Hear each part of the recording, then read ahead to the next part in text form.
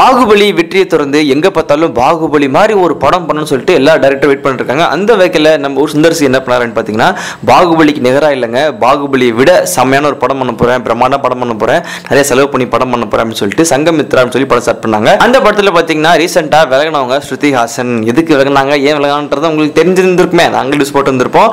அவங்க இல்லாமல் அவங்க பிளேஸை ரீப்ளேஸ் பண்ணுறதுக்காக தமன்னா, அன்ஷிகா முத்துவானி அடிபட்டுச்சு பேர்லாம். பட் இப்போ யார் வர போறாங்க அப்படின்னு பார்த்தீங்கன்னா, அது மட்டும் இல்லைங்க, கோலிவுட்ல நம்ம தகுந்த வட்டம் மட்டும் இல்லாம எல்லாருமே சொல்ற ஒரு விஷயம், ஒரு வாக்கெடுப்பு எடுத்திருக்காங்க, இந்த கேரக்டருக்கு யார் ஆப்டா இருப்பான்னு. அப்பதான் எல்லாரும் சொன்ன ஒரே ஒரு பதில், நயன்தாரா. நம்மளுக்கு எப்பவுமே தெரிஞ்சவங்க லேடி சூப்பர் ஸ்டார் நயன்தாரா. அவங்க வந்து பல கெட்ட போட்டிருந்தாலும் இந்த மாதிரி கெட்டப்பெல்லாம் ரொம்ப ஈஸி. அந்த வகையில் இந்த படத்தில் நயன்தாரா நடிச்சா எப்படி இருக்கும் அப்படின்றது நீங்க ஃபீல் பண்ணிட்டீங்களா? நீங்க கமெண்ட் பண்ணுங்க, லைக் பண்ணுங்க, மறக்காம நெட்டி ஃபார் யுவர் சப்ஸ்கிரைப் பண்ணுங்க.